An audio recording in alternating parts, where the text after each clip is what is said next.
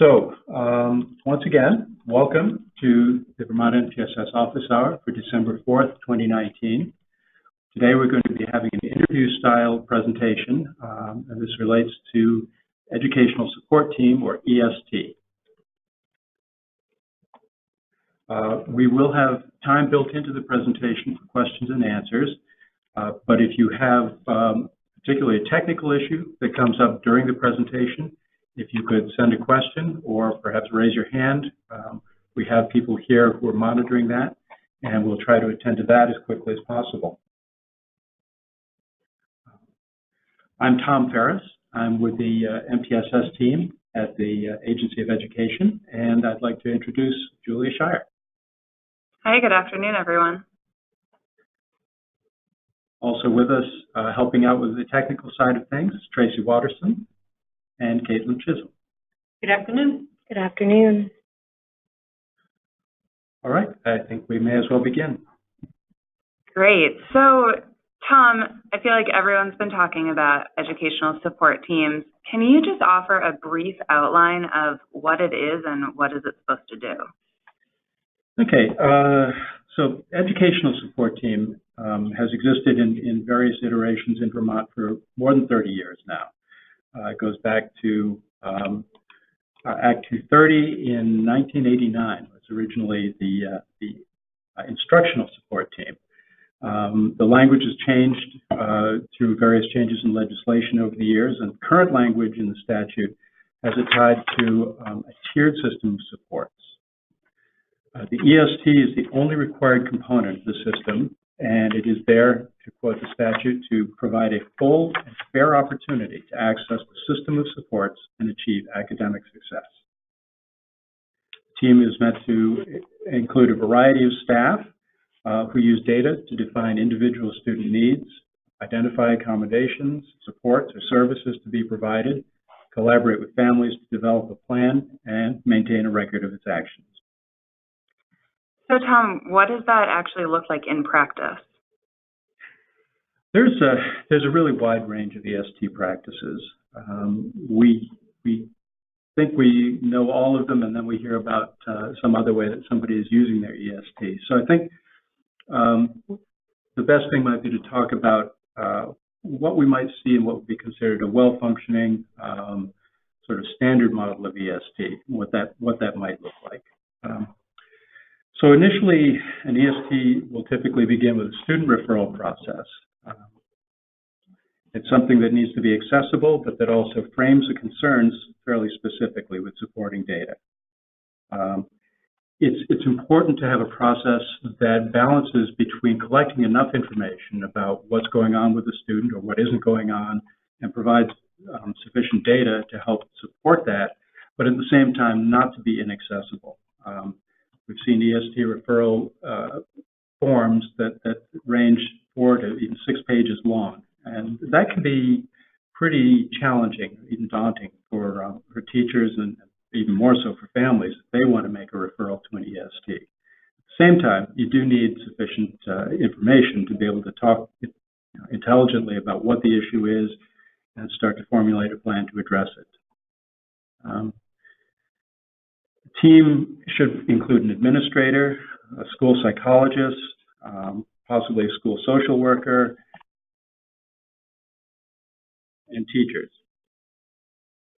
Families are strongly encouraged to participate and at least have opportunity for input. If they can't participate directly, then they certainly need to be kept informed about all of the process of the EST, all the plans and the outcomes.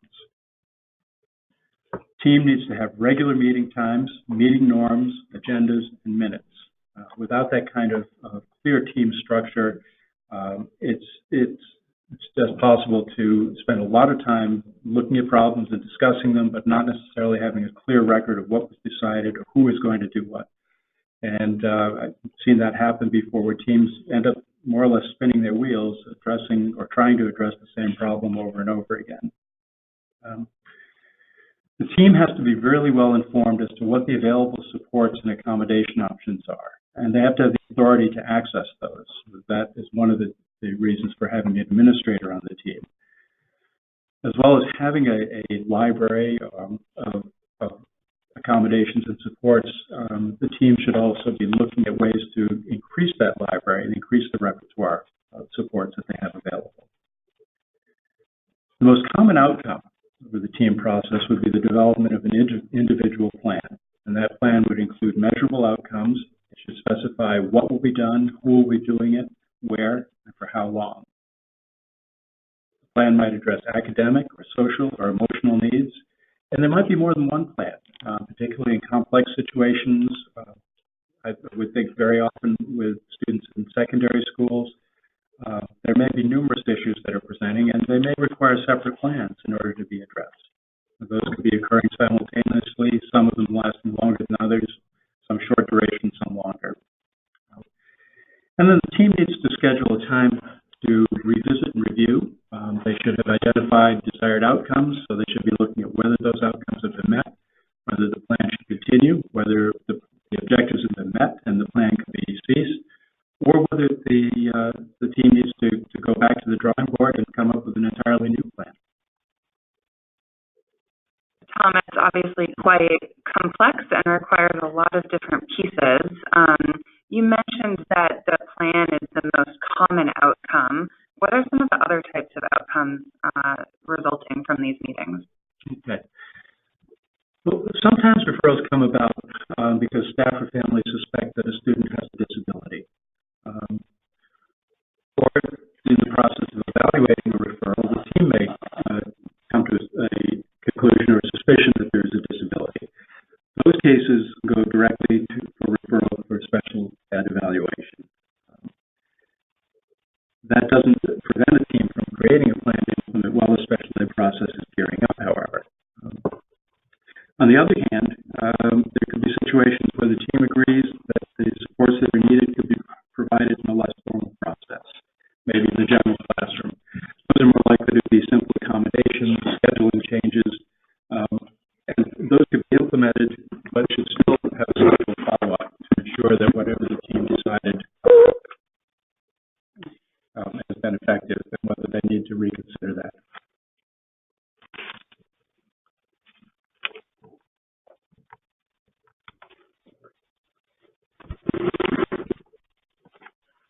So, Tom, does a student who is struggling have to go through an EST process before being referred for a special education evaluation?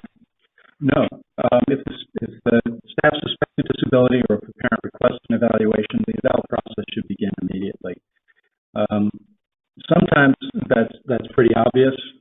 Sometimes that's actually the reason for referral, and the process, the EST process, should never hold up a referral for special ed evaluation.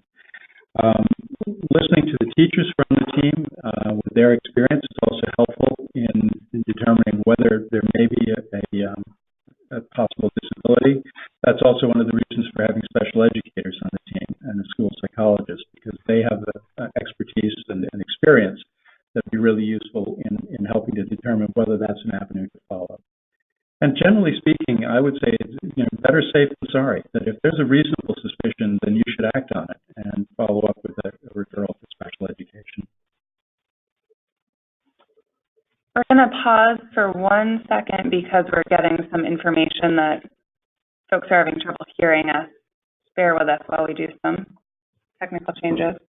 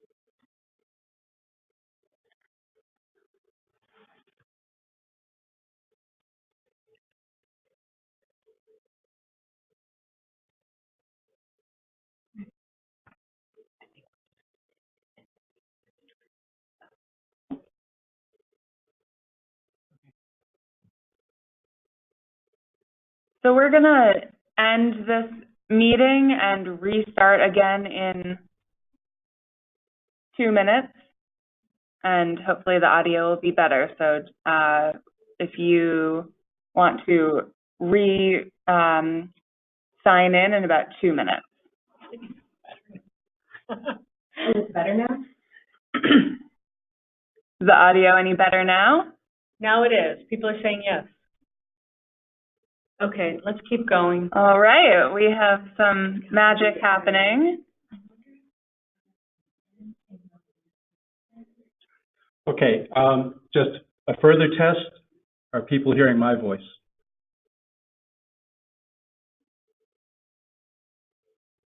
Okay. Great. We will, some EST magic. We'll keep going. Sorry about that. So Tom, we were talking about special education. So if a student is referred to special education and they're deemed eligible, can or should they still have an EST plan? What's kind of the difference or the overlap between those two supports? Yeah, certainly students who are referred to special education, the EST can still proceed and develop a plan while that process is taking place. In fact, the special ed process can take up to 60 days, and that's actually from the time of parent signature, so it could even be longer before an IEP is in place. So in many cases, it really makes sense for the EST to go ahead to develop a plan and provide some sort of supports for that student while the special ed process is underway. It's also useful because some of the information that results from that intervention may be useful in the special ed evaluation. Also, students who already have an IEP can also be referred to the EST. There's no exclusion on that. Not all concerns that a student experiences are necessarily related to a disability. So they might receive other sorts of services through the EST, and that would be perfectly appropriate. Great. So kind of bringing it back to the big picture, you said there's a wide range of EST practices in Vermont. Can you talk a little bit more about that? Sure. We know from our interactions with folks in the field and from some of the specific requests that we've had for technical assistance that EST is probably the most common topic when schools and districts are looking for support. That suggests that there are either implementation issues or that outcomes that people are getting from their EST aren't exactly what they're hoping for, or both. Anecdotally, we know that some ESTs operate on an irregular or ad hoc basis, and that sometimes ESTs are subsumed as a function of other teams. While every school is required to have an EST, there are situations where the functions that belong to an EST are actually contained within other teams that they've identified. That's not necessarily a problem, but it's really important to be sure that you know what your EST functions are and that you're meeting those with fidelity. We also collect specific data about EST in the annual MTSS survey. This comes from every public school in the state, and the range of data indicates a really wide range of practices. First, the percent of students who are referred to the EST by school ranges all the way from 0 to 69.7%.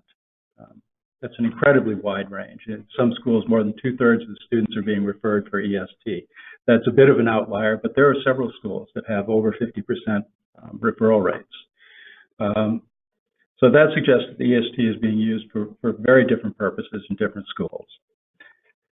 Statewide, on average, 71% of students referred to an EST receive an EST plan, but from school to school, the range is anywhere from 0 to 100%. And incidentally, there's no definition of what an EST plan is, so that data is somewhat useful, but without a standardized definition, it also doesn't necessarily give us as much information as we might like. Statewide, we find that 12.7% of students who are referred to an EST receive an IEP. Again, the range is anywhere from 0 to 100%. So there are cases where every student referred to an EST in a school is also referred and found eligible for special education. So in some schools, obviously, the EST is really functioning as a pre-referral system for special education. In other schools, students who receive special education appear to be going through other channels because none of the students referred to EST are ending up on IEPs. And we're not necessarily judging that at this point, but it does indicate, once again, that there's a wide range of practice. So the data, in some ways, it raises many questions as they answer. So at this point, we'd like to take a pause and give you an opportunity for some questions and answers. So if you want to, neglecting my duties here, let's see. Of course, now the PowerPoint is not working. There's a certain Murphy's Law going on here. We can still proceed with the question and answers, even without a slide prompting you to do that. I will tap away at my PowerPoint and try to get that working while we do it. Last time I hit your escape button first.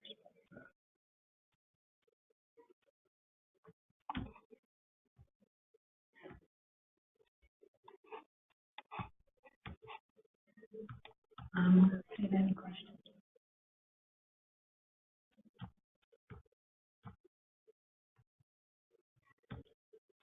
Well, I guess I have a question, whether anybody knows how to make a bulky PowerPoint respond.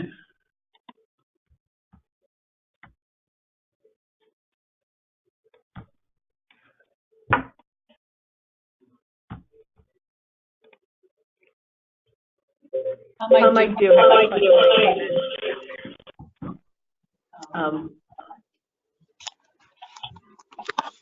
There's two questions that have come in. I could ask on behalf of people. Sure. And you can respond? That'd be great. One is, do you have an example of a school that has a highly effective EST?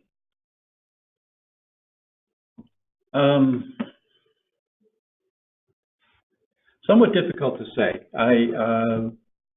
I know of schools that I visited where we've talked about the EST, and some of the practices that they've talked about have sounded really promising, and I've really appreciated the language that's been used, but I haven't had an opportunity to really dig into data or do a close look at that. Another question was, could you list again which people should make up an EST team? Okay. Certainly need to have an administrator. It's preferable to have a school psychologist and or a school social worker. A special educator or special educators should be involved. There should be classroom teachers, and we should never forget to include families. It's possible to have other people involved as well, depending on the size of the school, the scope of the issues. You may want to invite other people with knowledge or involvement with the student. There, are certainly cases where a counselor, school counselor may be involved. That would be very common. Maybe a counselor from an outside service might want to be engaged. How can a school evaluate the effectiveness of their EST program? That's, in some way, we'll be getting into a little bit more of that in a bigger sense later. But most immediately, you probably would want to look at what are the outcomes for students who enter the EST. Are you designing programs that move them or provide movement toward the objectives that you're looking at? Are they able to resume their education in the regular classroom, the gen ed classroom, without accessing external supports? Or if not, then what kind of progress are they making? Thank you. And one more statement than a question, but it was suggested that school nurses are also often an important member of an EST. Yes, thank you. I would agree with that completely. And that was my fault for omitting that. Health issues and a whole host of other issues that school nurses often are aware of that aren't necessarily shared with other staff directly can be really valuable in helping to do problem solving with students. That's all for now.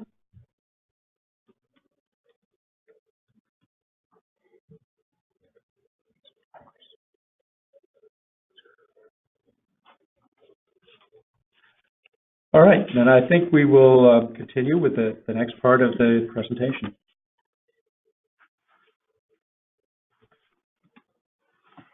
Great. So, Tom, there has been so much confusion about EST and Vermont MTSS and our recently released field guide.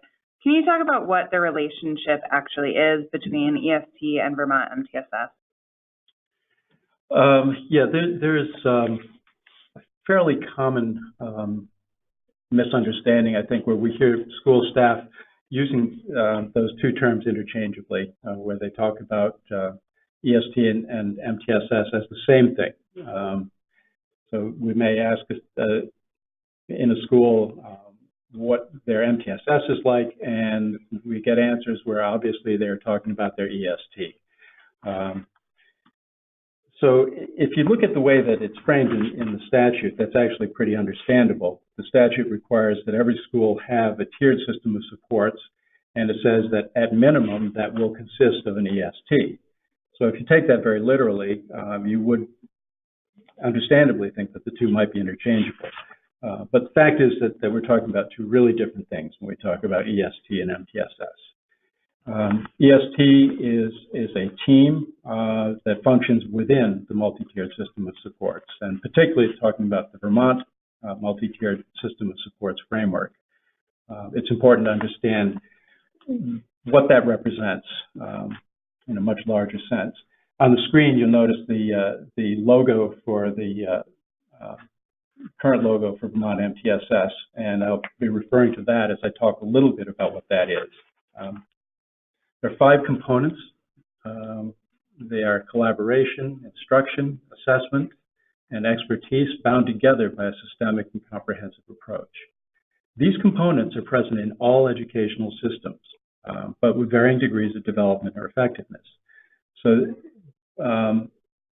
these really describe essential elements of an educational system, and whether they're there intentionally, whether they are worked on intentionally, they're still there. They may not be functioning very well. They may be there to a minimal degree, but they're all elements of an educational system.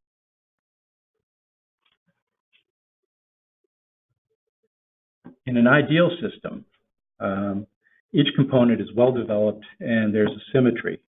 And this would be a system that would have a capacity to support all students. In this case, the illustration on the screen, each one of those circles would represent one component of the MTSS framework. And in this ideal state, they're all equally well developed and balanced together, and in a way that supports each other and enhances each other. More often, though, systems are not quite so well balanced. We have something that looks like this. In this case, you have instruction and intervention and expertise, which are pretty well developed. This would be a case probably where a school district has put some deliberate effort into working on those components, really building those. Less attention probably paid to assessment and collaboration. And then, as we often find is the case, that the systemic component is sort of all floating off by itself, not well connected to the rest of it, even though in the logo or graphic that we showed on the first slide, that really should have a central place and really should be pulling all of these other pieces together. So where does the EST fit in these components? As with everything that a school or an educational system might do, it fits in the middle of the components. This is I think, a really powerful diagram that we've been using in a variety of contexts, and this comes from the latest field guide.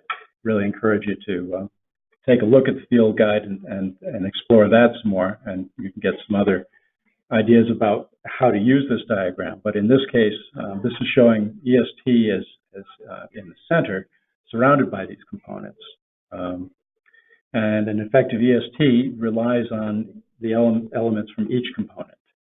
So, for instance, if you look at the collaborative teams and partnerships, grade or content area teams collaborate to make appropriate referrals, and collaboration with families also enriches the process. The instruction and intervention, a powerful and effective instruction and intervention provides confidence the best strategies have been applied for the students, and that we know that they've had good attention and appropriate instruction leading up to the referral. Assessment is essential for understanding the issues, for planning and measuring progress. Expertise, knowing where expertise is located and how to access it, is needed for making plans.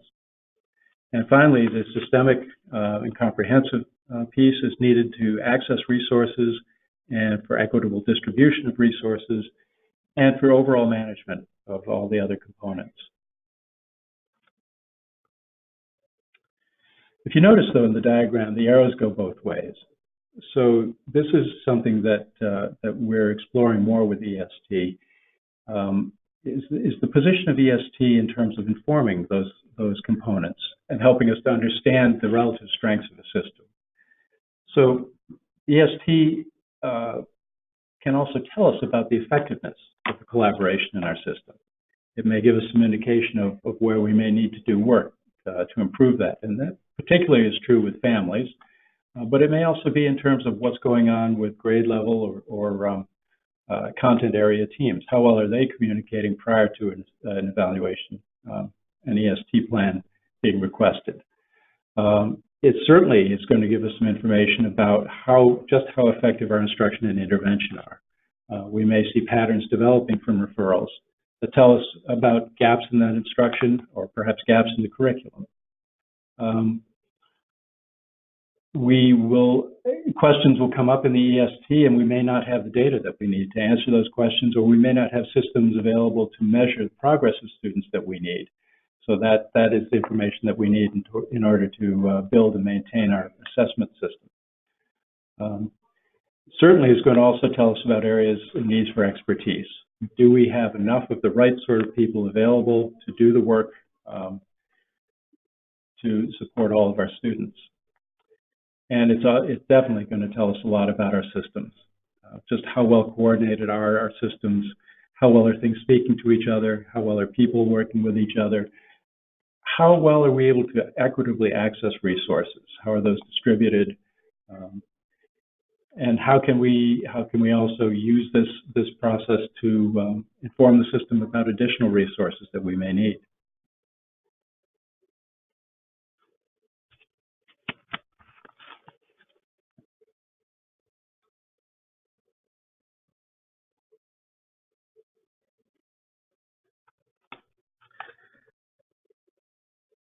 Okay, so I think I jumped the gun there. All right, so to elaborate on that a little more, EST referrals take place when there is a lack of capacity or authority for the general education program to address a student need. So that can indicate an opportunity to work on one or more components in the system. Generally speaking, when I say that there's a lack of capacity, a referral happens when something isn't taking place in the regular classroom, where a teacher or a team of teachers are finding that either the resources that they have or the expertise that they have hasn't been sufficient to help the student make the progress that they'd want to see. So EST is there to help look at just how does that impact the components?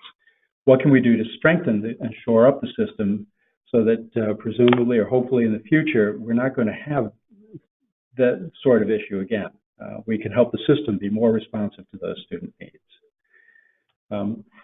It's fairly typical in a standard EST model that referrals are received, they're acted on by the EST, and then it moves on. And hopefully there's a good outcome, and then that student is continuing to make good progress. It's a sort of a linear model of EST. What we're looking at is a model that's a little bit more interactive or iterative, so that the EST is also providing information to the system that it's really helping to look at the system as a whole, provide information about where we might strengthen that, what our needs are, what our strengths are as well. So at this point, we're ready for our next set of questions and answers. So I had a question come in earlier, like right after you started speaking again, and it asked if you would say something about the alignment between the EST and school leadership team. We'll be getting a little bit more into some of those structures ahead, but I think that's a really important area. If the EST is providing that level of good information about how systems are functioning in the school, then it's really critical for school leadership team to be able to get that information and to plan ways to act on that. Having an administrator involved in the EST is a great way to improve that access. So that's another function of that administrator. Presumably that person would be meeting with the leadership team and would be relaying the experiences and concerns that have come from the EST and using that as information for planning how to improve any of the components of the MTSS system.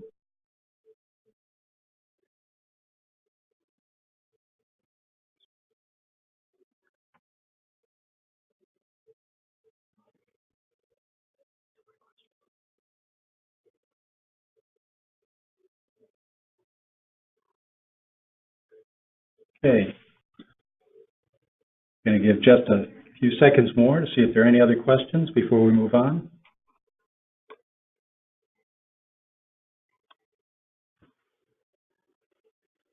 All right, then, moving on. So, Tom, everyone is talking about Act 173. It's titled An Act Relating to Enhancing the Effectiveness, Availability, and Equity of Services Provided to Students Who Require Additional Support. How does the EST connect with this act? Okay. EST is one of 4 areas of focused activity for school districts related to Act 173 as identified by the agency. Those 4 areas are local comprehensive assessment system, coordinated curriculum, needs-based professional learning, and educational support team. And appropriate development and maintenance of each area is essential for school systems. These are all areas that exist either within state statute or within ed quality standards or both. So there's nothing new to these. These are areas that have been long identified as essential for school systems in order to provide appropriate education. So we're just re-emphasizing the need to focus on these things. EST, though, in particular, is important in the context of students who require additional support. When you go back to the title of the Act, it specifically references those students. So Act 173, in Section 12, which talks about technical assistance to school districts to provide supports to students, references the findings of the District Management Group, or DMG, report. And in really short, there were 5 findings that they came up with. They talked about the need for effective first instruction, about supports for students that supplement, not supplant, classroom instruction, that are delivered by expert staff, comprehensive planning to address social and emotional learning, and true inclusion for all students. Now, EST in its roles for student support and systems monitor is really key in all of those. So the agency recently issued a technical guidance document about EST in relation to Act 173. Can you tell us a little bit about that document? Yeah.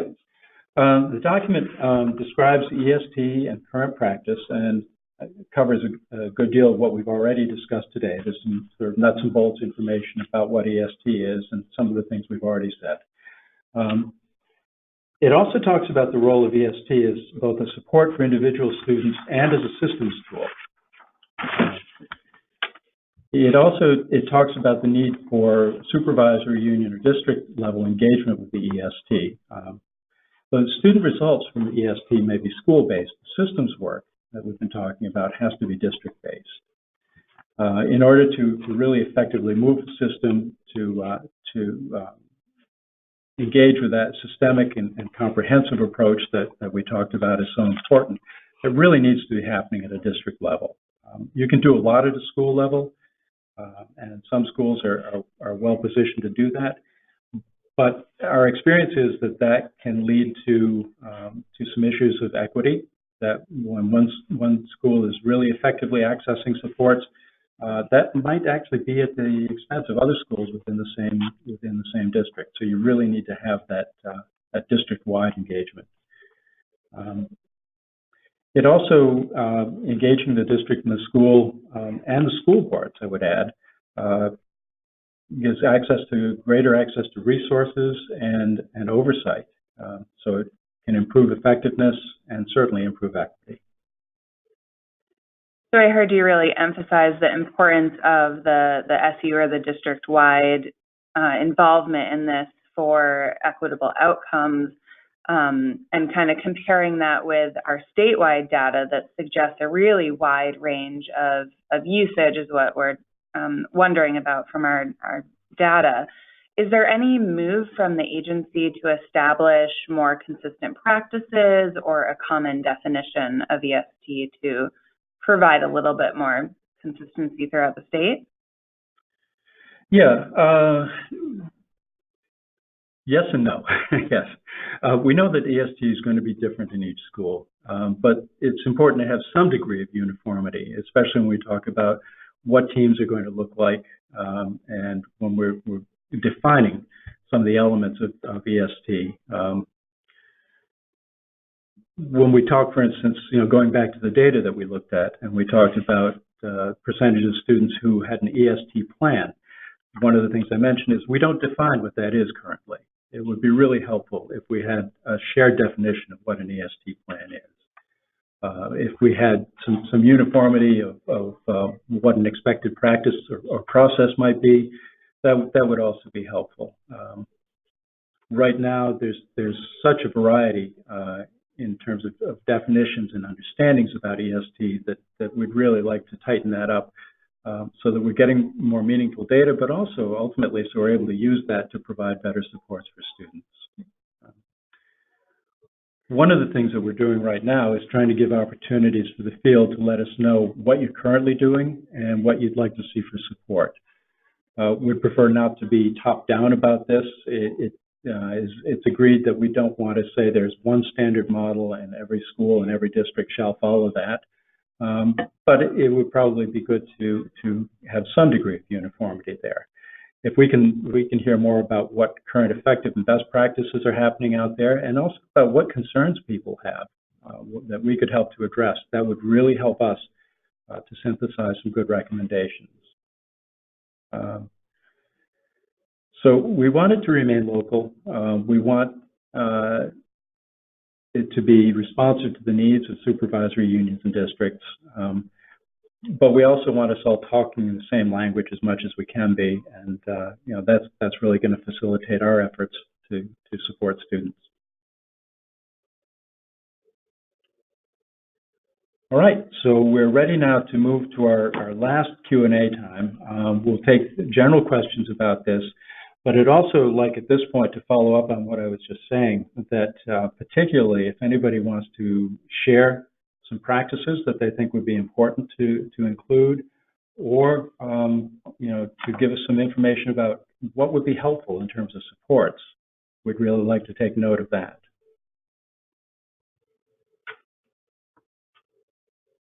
So I have a question here that asks, do student supports transfer from school to school or district to district when a student moves or relocates? Oh, that's a really interesting question.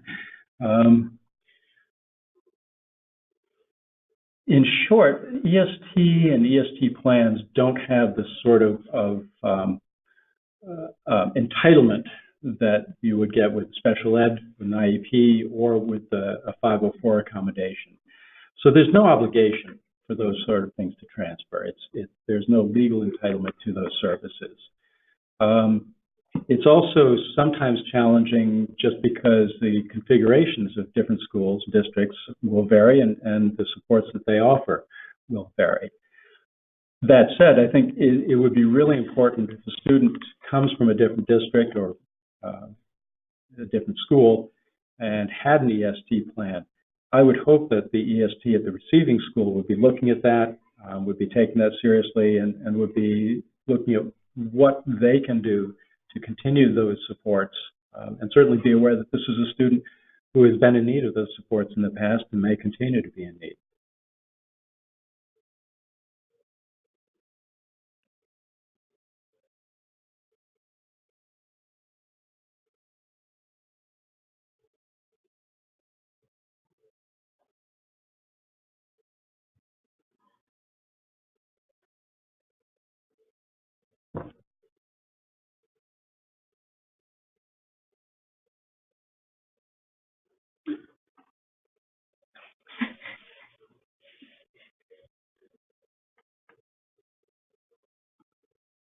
Okay. We have another question? No? Okay.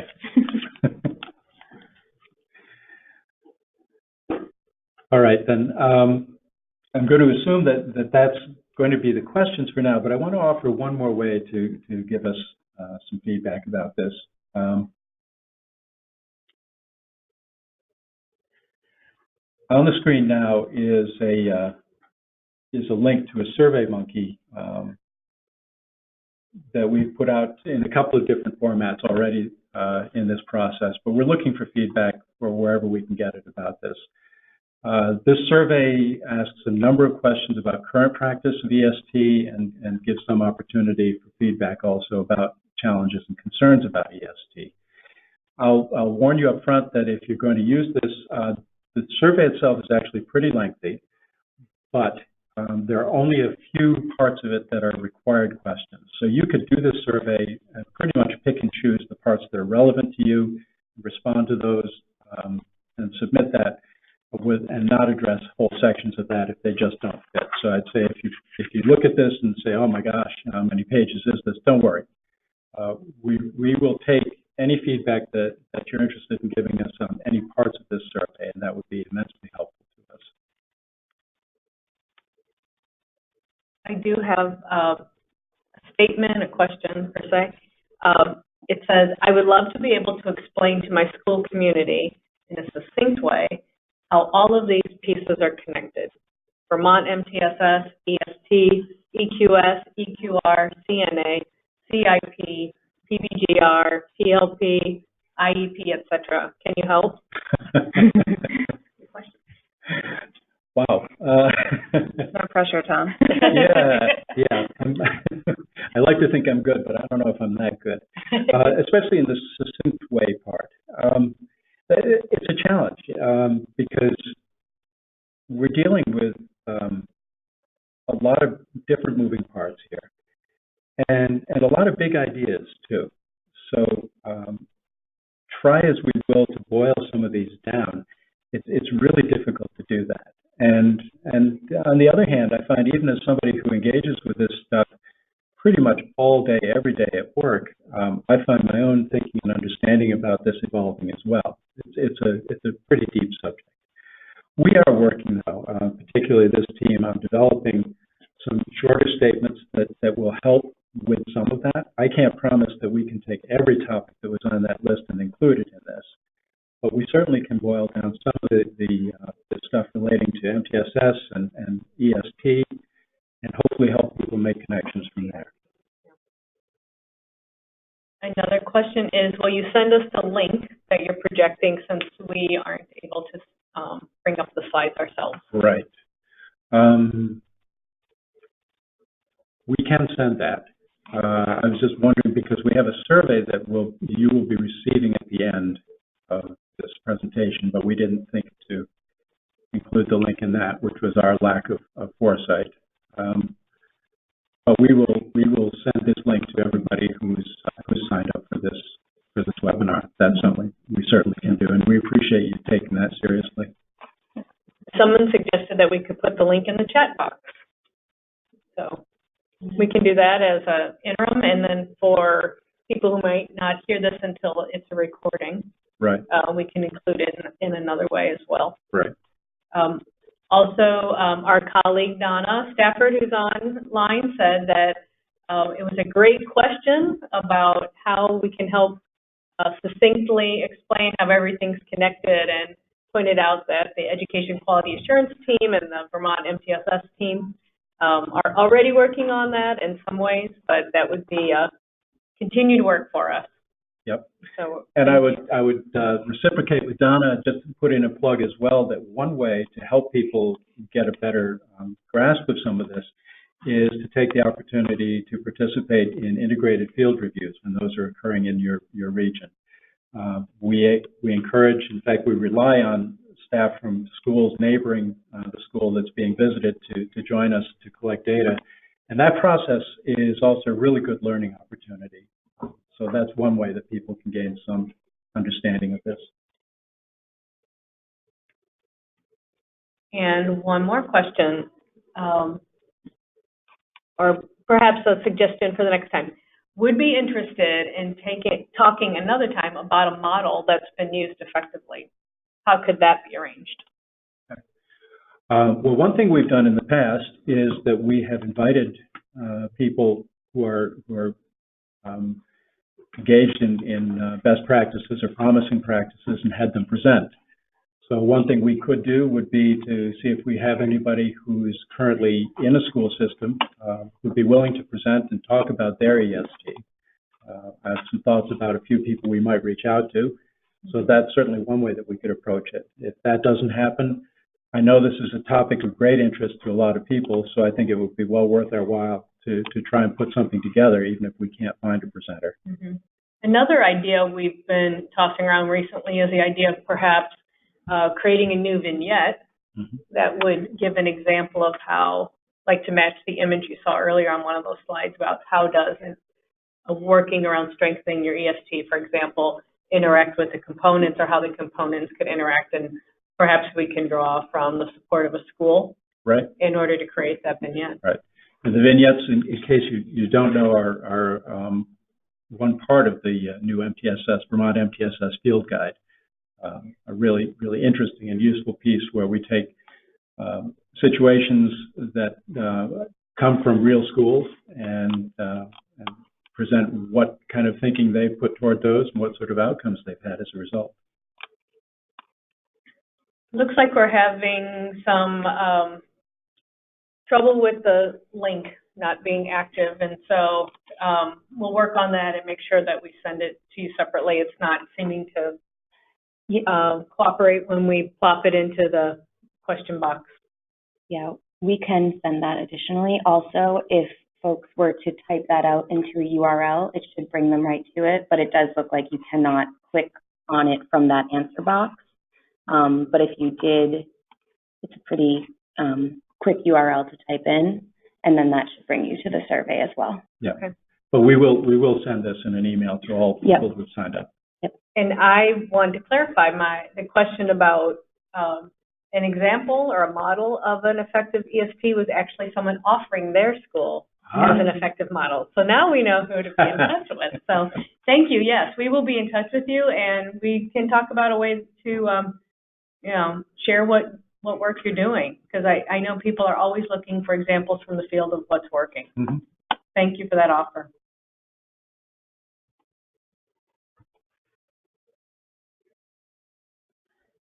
Great. So we always like to end our office hours or presentations just with some additional resources, especially for the Vermont MTS framework.